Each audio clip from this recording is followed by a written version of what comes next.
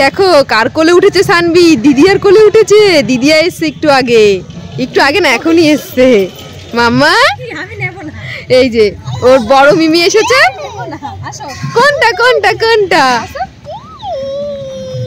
এই দেখো পাপা সানবি, এই দেখো ডগি, ওই দেখো ওই দেখো ওই দেখো, ওটা কি? এই দেখো খেলছে। চলো আমরা মেলার মাঠের দিকে যাই।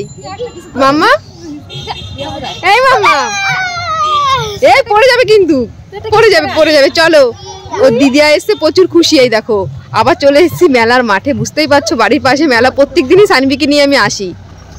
চলো চলো বাড়ি চলো চলো। এই দেখো চলে এসেছি সানবি দিদিয়াকে নিয়ে এই কামনা সাগরে। এই দেখো কামনা সাগর, এটা হচ্ছে নাট মন্দির। এই দেখো ওই পুকুরে জলটাকে তোমাদের দেখাচ্ছি, কত সুন্দর স্বচ্ছ রয়েছে না।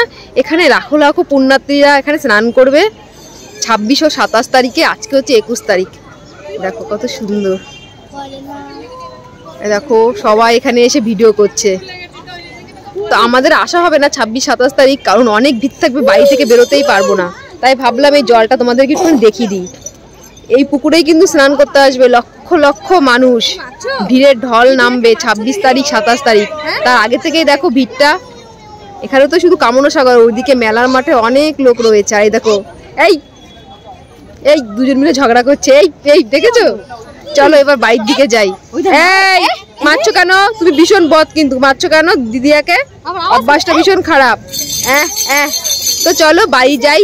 আর এই পুকুরের জলটা তোমাদেরকে এখন আমি দেখালাম কামনা সাগরের। আর 26-27 তারিখের পর এই জলটা তোমাদেরকে দেখাবো।